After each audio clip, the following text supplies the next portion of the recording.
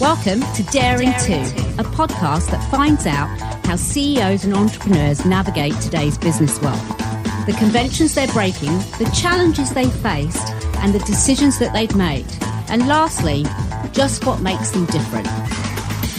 Well, hi and welcome. It may be a rainy day in Atlanta, but it's shining bright with smiles and excitement here in the studio today because, believe it or not, I've got two fantastic women joining me today, which is always great because it's always fabulous to actually sort of highlight women who are doing things and standing up for businesses and helping others to see just what's possible. But you two have quite a unique experience. So I'm welcoming today on my show Jennifer from Corporate Hartz and Halley Morochnik. I'm going to, I've been trying to say that. It's really bad because people get my name wrong all the time and I have to really practice it. And so I apologize, but it's not an easy name. Yeah. and yours obviously is the name of your company as well, right? Yes. Like Jennifer. So that's cool. Now you have both of you have really interesting backgrounds. So I want to start. How do the two of you still actually not only have done work together, but have known each other for quite a long time? I don't know that many people that have known each other from the years that you guys have known each other. Tell us a little bit about that. So we knew each other as teenagers. We both grew up here in Atlanta and, we grew up, we went to college, we got jobs and we, drifted apart, led our lives, had children. In the 6th grade, our two eldest daughters, met and essentially it was a BFF love fest from day one, and they are now full-fledged adults. So we have been friends and co-parents. So it continues, right? It's continued. They are carrying on the tradition, shall we say? It does. They are still best friends, and we love seeing that. And they must feel really proud of the two of you to be women-owned, women-run businesses is still a big deal. As much as we'd like to think that the world is changing and that there are more of us out there that are doing things and daring to and creating businesses, it's not an easy thing to do. And both of you have had children as well and having to bring up a home. So tell me a little bit about your businesses because they're very different, right? Mm-hmm. They're very different, but actually in some ways they're very complementary. So, Halley, you are responsible for a company called WebStep Design, which is a web designer. So obviously I'm really interested in this because there's lots of acronyms and things that I think, do I know what that means? I should know what that means, but hopefully you're going to help educate our listeners as well. So how did you get into that? Well, actually I'm self-taught. I originally started years ago in advertising, and I thought that this was a good fit for my background and learning how to target companies with what their needs are. So now I'm able to help companies build on their on their needs for their online marketing. So I'm able to help them with their websites. And usually I produce them using WordPress and sometimes I use Wix. But I'm able to help them in a manner of other ways, including SEO and, email marketing, to help them be seen on the web. Okay, so we're going to come back to SEO because some people may not know what that means. And then we're going to talk about MailChimp. So if you think that you're going to get educated today, trust me, guys, you are. But more interestingly is the fact that you actually helped Jen create a website. I don't know about that. Friends can be friends, but then when you start to work together, that can be a whole different ballgame. So what was that? I mean, how did you decide to work together on that? It was actually because of our daughters. So our daughters were in late college and both of them had decided that my website was completely antiquated. CorporateHartz.com had not gotten with the program for SEO, for interactivity, for search, for blogs, and they bullied me into I love it when they do admitting that they were right. And then Rachel Morochnik the daughter, says, my mom, Halley, that's what she does. And I thought, oh, that's perfect.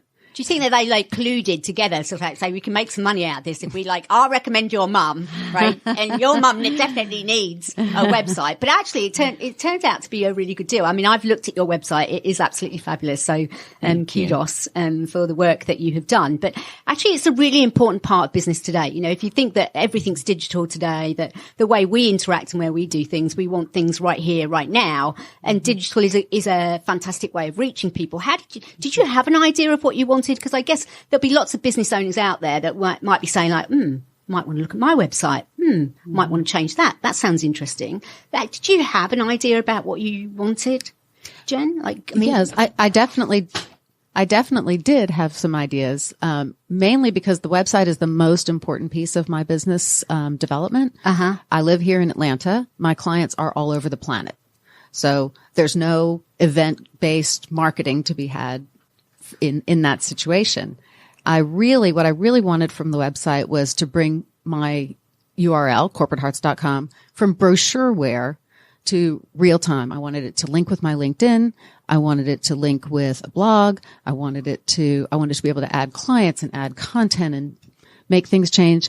The main strategic thing that we were trying to accomplish with the web was I have 3 different lines of business, and in my brochureware, one of them, which is my traditional bread and butter, corporate social responsibility, had much more of the time and space and energy on the website than the family philanthropy LOB or the speaking engagements.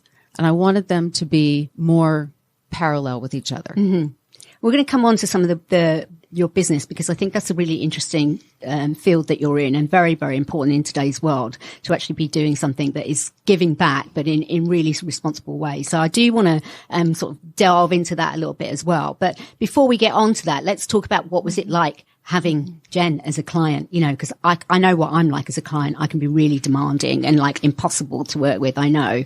I try not to be, but I can be. So was she a good client? Well, let me tell you, Jen, because of her skill set, because of what she does, she's very organized, and she was able to push it in the direction that where we could proceed and make things go quickly.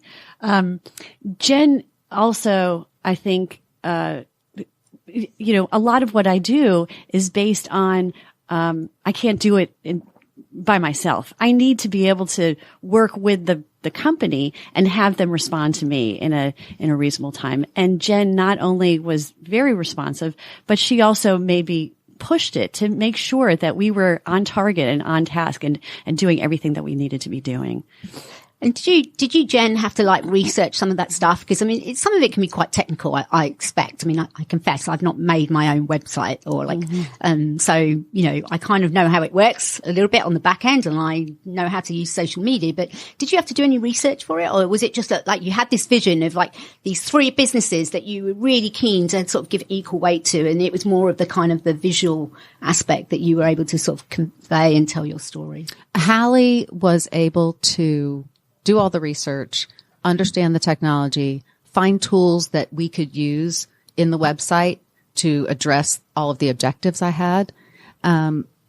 So no, I did not do any research. I am not the technician.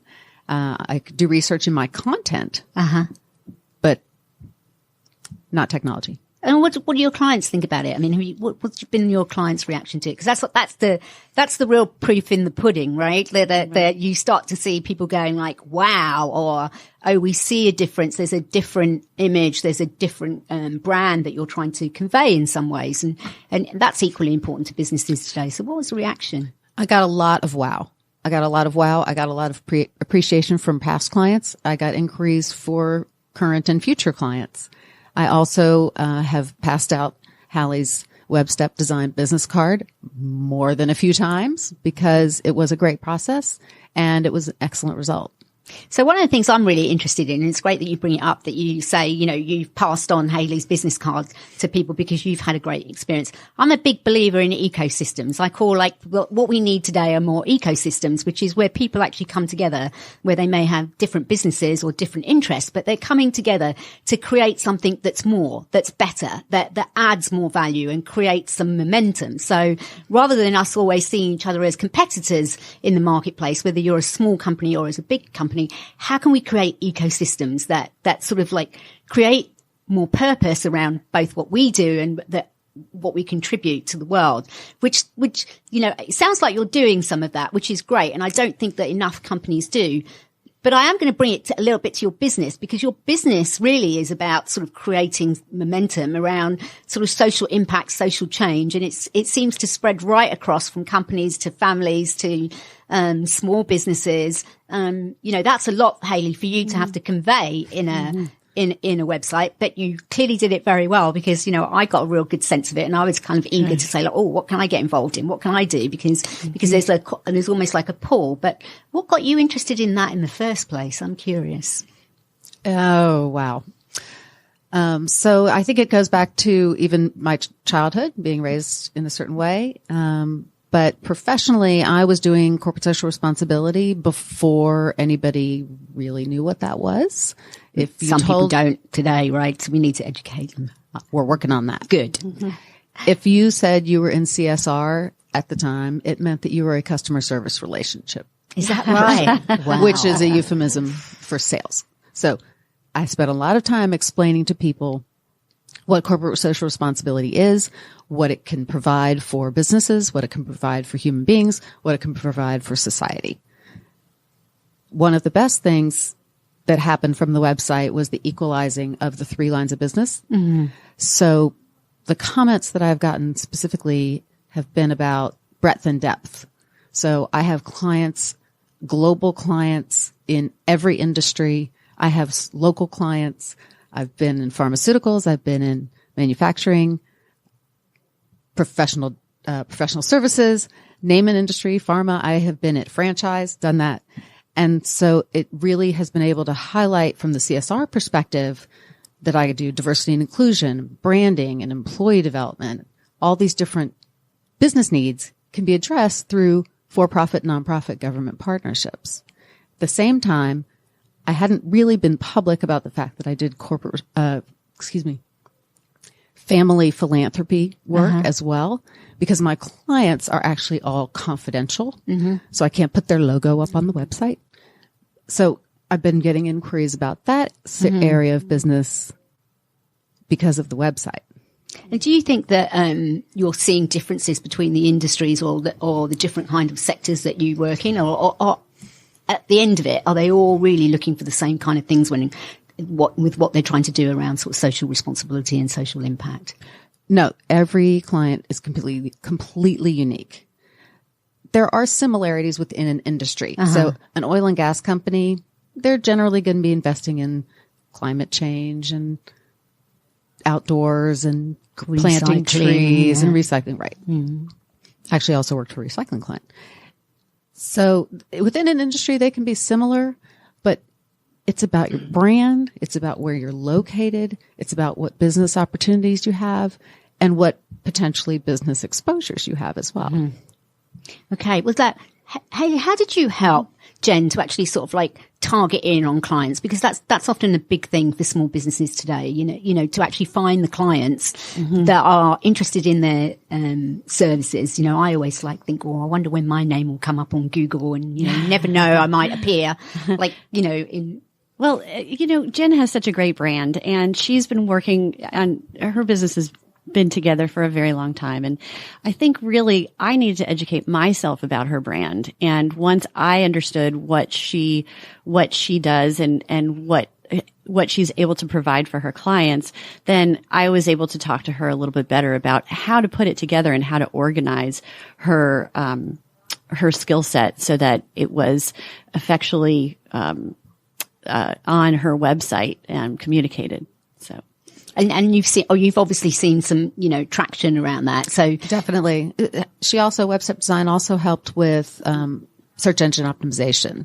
Oh, and that yes, they don't know what that is. That's SEO, I think, right? And it's really interesting that a lot of people don't know about that. And so, but you clearly do, from a business perspective, and obviously from a website perspective, you do. But there's lots of sort of skepticism around SEO. Some people say I spent all this money and it's supposed to help me, but it's not helping me. So, how do you broach that subject? So really when you have a website, people sometimes say, well, can you just put up a website and somebody will be able to Google me and I'll be able to find it.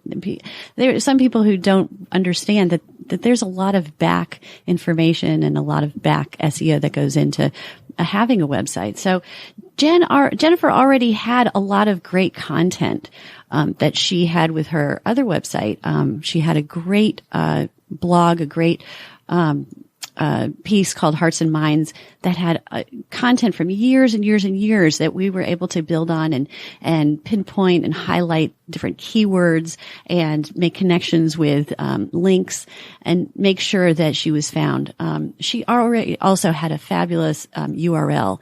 So her URL had such good history that Google loved it. And so it's close to the beginning of the alphabet as well, right? I hear that that's supposed to be good as well, isn't it? Yeah, perhaps. But she already had done some good things with her website before, and so we were able to build on that and take it to the next level. Do you think that women business owners are more reticent about what they do with like websites and how they advertise than say men are, or do you think that there's no difference? I mean, how would you think about that? You know, I was talking to Jen about that the other day, and I think that women actually, I think, were a little bit more willing to listen to my advice, and maybe 50% of my clients are women, and when I talk to them. Generally, when I talk to a man and he asks me for a website, I put together whatever I can. But somebody like Jen was able to really dig deep and work with me and think about some of the questions and answer some of the questions that I was asking her. And the more she was able to consider some of the things that we were talking about, the better the website became.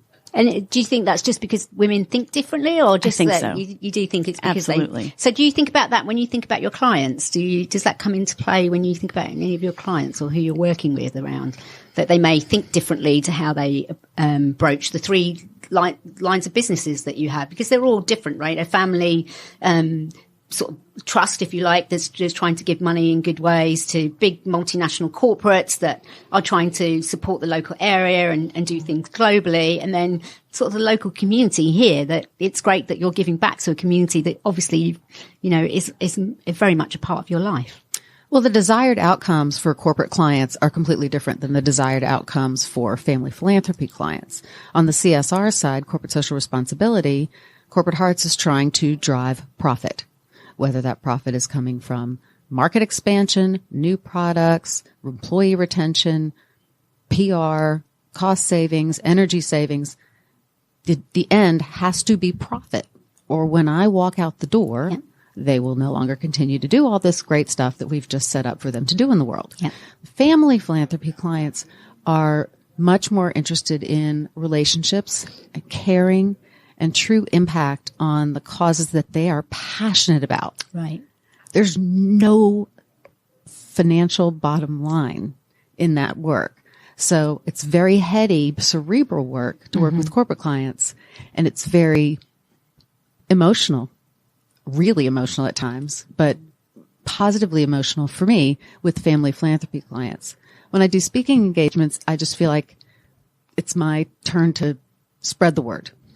And do you feel like that there are more people spreading the word around sort of social impact, social responsibility? I feel like that maybe there is, but I don't know. I sometimes get a bit disappointed that, there's still not enough conversation about it going on around the world. Well, conversation is not what we need. Yeah, that's true. Action is what we need.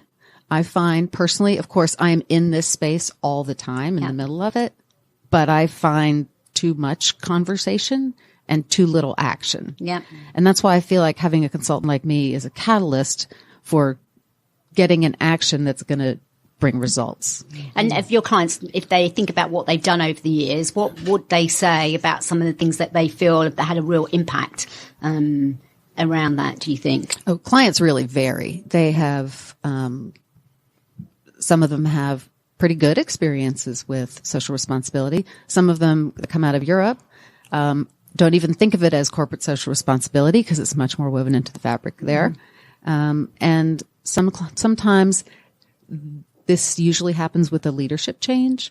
they realize that what they've been doing has been kind of greenwashing or window dressing so that they could have sweet, nice things to say to potential employees and potential clients and government officials. Right. Sometimes it's kind of like that. It's like the sugar coating on the top of a cake that's not very well made, where you kind of cover it up a little bit and make it look pretty, right? That is a terrific analogy. And so sometimes leadership change is what allows me to deliver both the profit and the impact. Well, you are really very, very passionate about this. I mean, I can feel it. I can feel like you're just sitting opposite me, but it's like you're like sitting right by this microphone saying like, you better hear what I'm saying because this is really important. And it's because it's a topic that I'm very passionate about. I think that, it's really good to hear you talk about it. How can we get more people involved in it? I mean, like clearly we've got this website that's doing a great job, but there must be other ways. I mean, I have to say, my experience of Atlanta and what people in Atlanta do around sort of social causes and things that have impact is phenomenal. I mean, I don't think I see that in London or in Australia where I've lived. But you really do see this sort of community come together and people that are, either that are dedicating businesses around it and or sort of supporting. But I'm sure there's lots of more that we could do. So to your point about action, what can people do? Well, I think, excuse me, when you're talking about people, to me, I think of it on two different levels, three different levels. One is an individual human. There are 7 million things that you can do to get up tomorrow and make the world better in a way that you care about. They're easy to find. Google works. Handsonatlanta.com works. .org works for Atlanta. But since hopefully we're speaking to folks outside of Georgia. This is a global right. Podcast, so hopefully they're going to pick up some tips that they can apply in their own like towns and countries everywhere. Right. So Points of Light Foundation is all around the globe, 170 something cities. That's a good resource. And in terms of civic groups, so if you have a group of friends, if you have a group of colleagues, there are also a million things that you guys can get together and do once or every weekend or every other weekend or after work. There are a million projects and nonprofits that could use not just your hands and not just your skills, but also your hearts, because you'll go and you'll talk about something that you've done using your skills to help a cause that you care about. And that sort of has a ripple effect. And then the third category, again, what we mentioned was these corporations. And I feel very, very, very strongly that every company needs to make profit. So do I. Profit is good. It's not bad. It's not one or the other. I don't believe that there are extremes. You can do good and still make profit. And I do not believe corporations are people. So they need to make profit at it. And there are a number of levers to pull to help them achieve that goal while achieving a million other goals that they have. Some of which we've mentioned before, like new markets or new products or employee retention, development, branding, things like that. So I've had one that I've always tried to sort of, maybe you can solve this conundrum around. Maybe you can do it with the website. I don't know, but I've been trying for a long time to get large companies to think about their social responsibility budgets, their social impact budgets. And for some companies that can be millions of pounds, dollars, rands, whatever currency, francs, euros, whatever. But it can be millions of pounds. When I think, I've worked in big corporations in the past as well. And, it struck me when I've had conversations with the senior execs, with the CEOs, and some board members. And I've said, why is it that when we're putting like a big IT system in, like we have this massive capital discipline, like we count every single dollar and where it's going and making sure that we're getting like true value for money. But yet we've got millions of pounds, dollars, whatever, that we put into things that we want to have real impact on. But how much capital discipline, how much time do we really spend thinking about where that money is going versus like we're doing the same thing that we did 20 years ago because that's what we've always done. And that's always concerned me. And I've often thought and have proposed, why not use it as a leadership development opportunity? Lots of companies spend millions of pounds or dollars on sending people on training courses. Well, why not put them in charge or help them to go mentor, coach, or be coached by people within non-profits or all those organizations. I haven't managed to convince anybody yet. Maybe you can help me, because I can't help but thinking that, to your point, that there are ways to do this. And I really, truly wish, I give all CEOs a hard time around their capital discipline when it comes to their social impact budgets. I'll tell you 2 of my tricks. One of my tricks is when I'm working with a public company, I buy a share and I buy it for my mother. And I walk into the first meeting in the C-suite and I said, I need you to make this worth more, or I will be paying for them for the rest of my life. So I am in this with you. This is what I want. I also want all this good stuff that we're talking about doing in the world. So that's one of my tricks. My second trick is to ask them from the very first meeting, if it's a manufacturing company, how do you go about deciding whether to expand a plant or a new plant? If it's a retailer, how do you decide whether you're going to enter the Canadian market or not? And of course, they talk all about due diligence and research and blah, blah, blah. I'm like, okay, that's what we're going to do here. That's great. I think that's really great advice for any company, whatever size actually, or small organization, or even individuals that are thinking about, how can they really sort of impact the world. So there must be ways to do it through social media as well. So you must advise people on, you've talked, Halley, about advising people on social media, and maybe you can talk a little bit about MailChimp, because I'm sure people think that, there's a chimp that's going to come deliver the mail. Right. That's probably not going to happen. Well, as I mentioned before, I was in advertising and I was a broadcast media buyer. And so the way that we used to get the word out was so much different than it is today. Things have evolved so much. And so now we definitely have new ways, the social media, MailChimp. Jen does a great job with her blog, and you should actually, for people out there, you should look it up and you should read it. It's called Hartz and Minds. And she, through MailChimp, has a newsletter that goes out regularly, and it has all kinds of great information about things that you can do and what's happening in the world. But the fact that we have social media is just, it's an amazing world that we live in.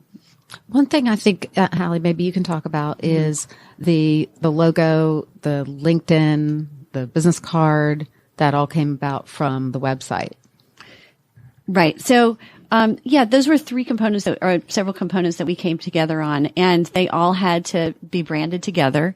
And, now I think because of that, we were able to, put together something that people will recognize and have meaning. It's quite hard, right, to think about those things connecting together, like LinkedIn, Twitter, your website, like where do people go to find you? But I guess you must find ways to sort of like interweave them together so that like they actually connect behind the scenes, so that people don't necessarily, like if somebody's a real LinkedIn user, they're going to go to LinkedIn. Right. But it doesn't really matter, I guess, for the business owner, because they're going to get that connection anyway. So all of these platforms they're fabulous because they're for the most part free.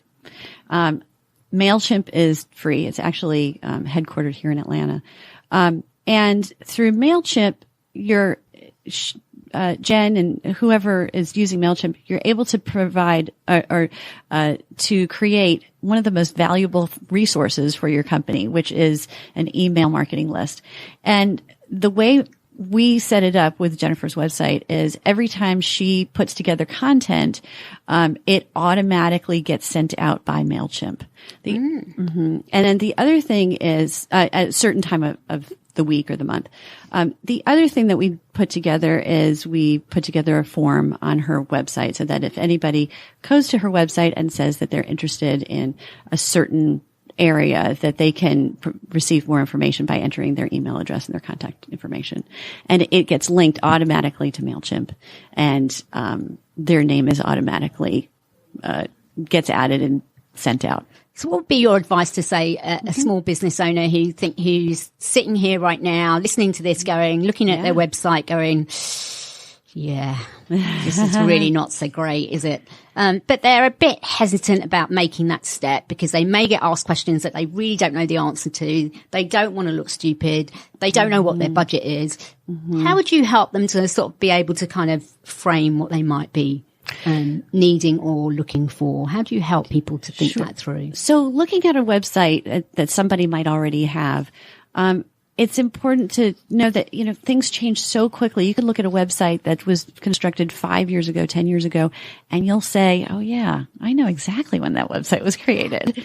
So they show their age like us. I hope really we try to hide it. So that's what we try and do with the website. It's kind of like buying a dress. You can go back and see when it was, you know, have an idea based on the style of it.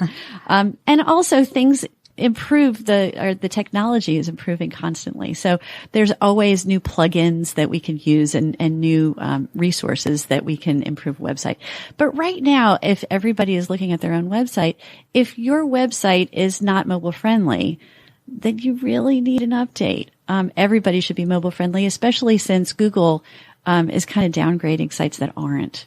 So that's really the most important thing. I didn't know that. That's a piece of news for anyone that's listening. Yeah. Yeah. So, you know, Google is constantly changing their algorithm and they're constantly deciding who needs to be promoted more.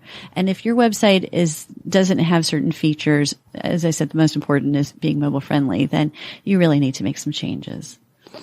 So, Jen, I mean, obviously it's helped you with your business hugely. It took, you know, your children to say, you've got to do this. You've got to get in there and like really make the impact that they obviously felt that, you know, your daughter obviously felt that you could make. Where do you go from here with this now? I mean, how do you continue to sort of gain the momentum that you've got through using digital platforms, if you like, because digital is the big thing. Everyone's talking about digital and analytics. How do you envisage using it, you know, to either find your clients, work with your clients, or help your clients to understand what's on offer and what they can do? What would you say to them?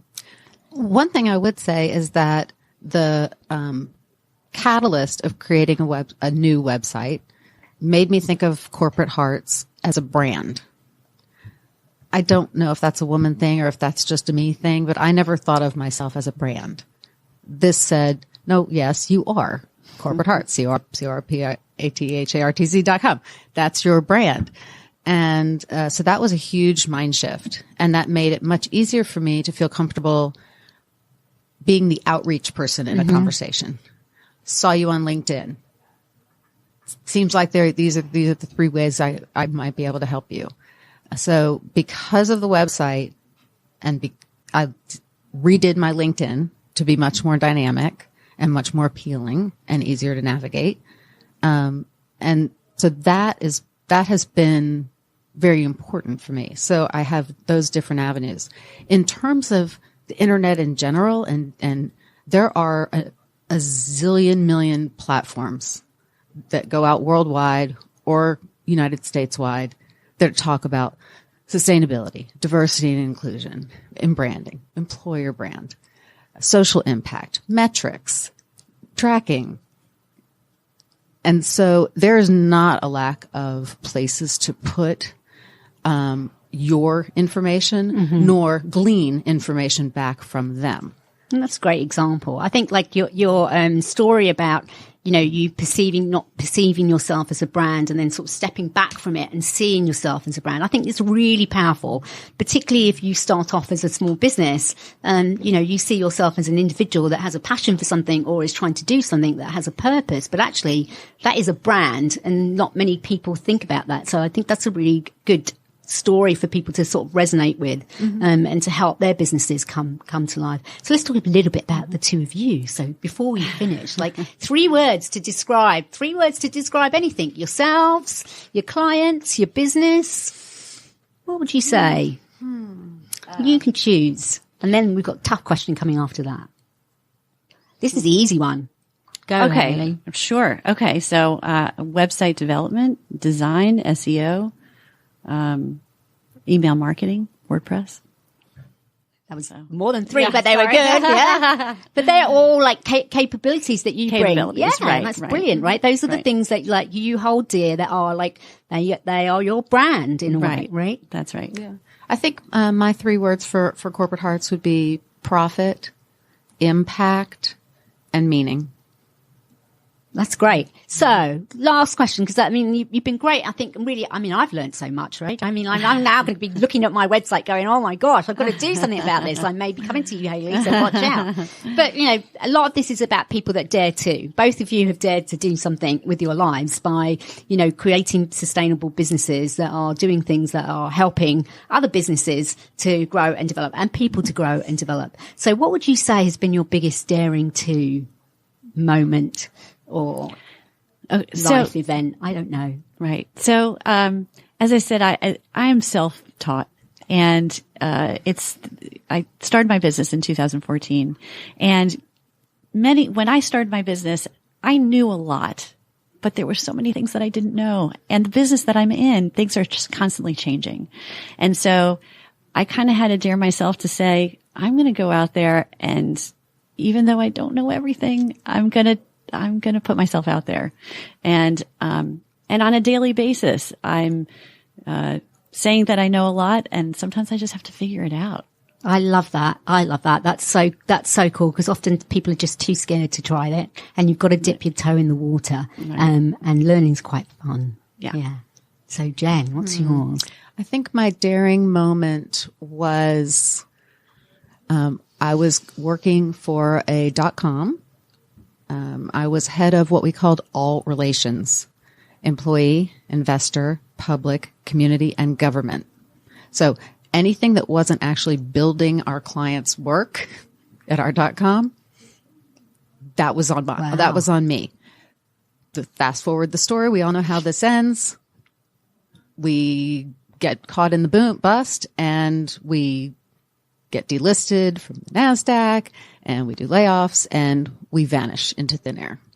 And at that point, this was 2000, I had a 3-year-old, a 1-year-old, a newborn, and unbeknownst to me, one on the way. Wow. So there I am. Whoa. That's a daring too, guys. So I actually became what I called the accidental entrepreneur. My husband is a serial entrepreneur. Ever since we left McKinsey, he's done different industries, different businesses, loves the startup, loves the change, loves the new industry. And I have been the slow and steady wins the race guy. Well, all of a sudden, not exactly sure how I'm supposed to do that. So I accepted a project engagement with Bell South when they called. And I accepted a long-term engagement with Deloitte when they called. And I was working with Deloitte, and I said, so I'm thinking maybe, should I be a company? They said, yes, you should be a company. And I really thought I was just making it up, for taxes, because I had 2 clients and I didn't really think about the future. I just went into it and did it. And that's not within my nature to be entrepreneurial. When the unknown is unknown, the future is unknown. So I think that was really a big thing, that I accepted that this was going to be the right next career for me. And I'm in my 20th year now. Well, that's fabulous. And, we are actually in the world of uncertainty and unknown. It's talked about a lot as part of the 4th industrial revolution, that we've got to get comfortable of just going out there and doing it. And I think both of you have really shown people, if they are thinking about it and they're just thinking do I know enough or not? Here you both stand today as shining examples of, give it a go, because you find inner strength and just inner belief, and we need more women. So let's get some more women there as well. On that note, if people want to find out more about Corporate Hartz, how do they do that, Jen? You can go to the web at www.corporatehartz.com. That's CORPORHARTZ.com. Or you can find me on LinkedIn, Jennifer Levine Hartz. Halley, yes, same. WebStep Design. So it's www.webstepdesign.com. Or also you can go to my LinkedIn profile. Great. And if you want to find out more about DARE, then you can find us on www.dare.com. dareworldwide.com. You can find me on Twitter at Rita_Trahan. And my second edition of my book, Unleashing Capacity, is out on Amazon. Don't miss it. It's a great book. If you need it just to help you sleep, or if you're really interested in changing the world, it might give you some ideas. Thank you both for being on a guest today. I've really enjoyed having you, and I've learned millions of things. So great. Thank you. Thank you. Thank you. Thanks for listening. Enjoyed the conversation? Make sure you subscribe so you don't miss out on future episodes of Daring 2. Also, check out our website, dareworldwide.com, for some great resources around business in general, leadership, and how to bring about change. See you next time.